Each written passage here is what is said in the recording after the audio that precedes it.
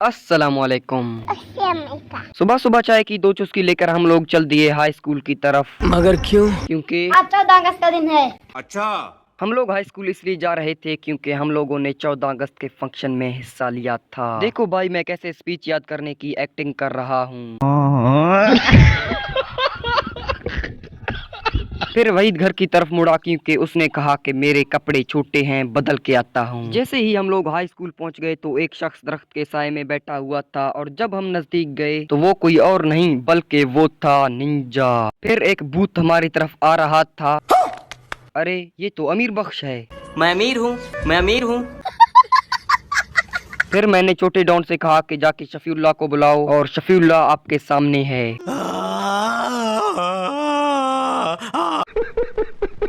थोड़ी देर बाद वही कपड़े चेंज करके आ गया। फिर जिन लोगों ने फंक्शन में हिस्सा लिया था वो सब भी जमा होना शुरू हो गए। थोड़ी देर बाद मुझे भूख भी लगी तो मैं चला पेट पूजा करने। मस्त चावल खाने के बाद जब मैं वापस आ गया तो सब स्टूडेंट्स ने डीसी, एसी और बाकी चीफ गेस्ट्स के सीट्स में कब्जा किया हुआ था। थोड़ी देर बाद जश्न आजादी की तैयारियां शुरू और चीफ गेस्ट्स आना शुरू और फंक्शन भी शुरू। अभी मजा आएगा ना भिड़ो।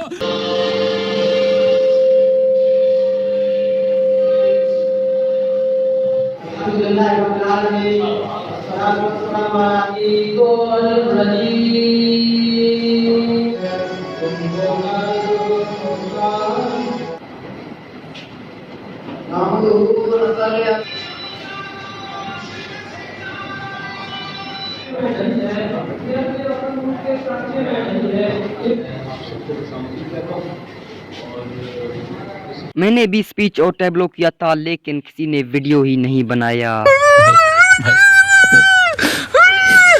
डिप्टी कमिश्नर डेरा बुगटी की तरफ से इनामात लेकर हम लोग चल दिए घर की तरफ। चलो भाई। जैसे जैसे ही हम लोग घर पहुंच गए तो हम लोगों ने अपने इनामात पर हमला किया और आप खुद देख लें कितने पैसे निकले हैं।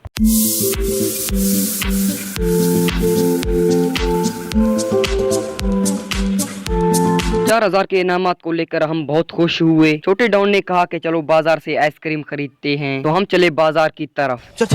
आतंक का दूसरा नाम बाबू भाई। 2 पैकेट आइसक्रीम खरीद कर जब हम वापस आए और हम चुपके से कह रहे थे कि छोटा डॉन फिर से टपक गया।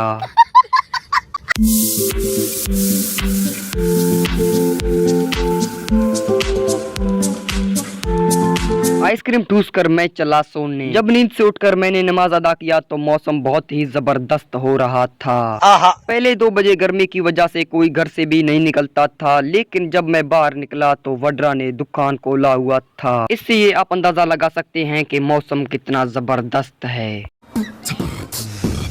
इसको तो आप जानते ही होंगे। इस नर को एक मादा की तलाश है। फिर थोड़ी देर बाद मोहल्ले के नमूने किसी खैरात में जा रहे थे। फिर निंजा आ गया।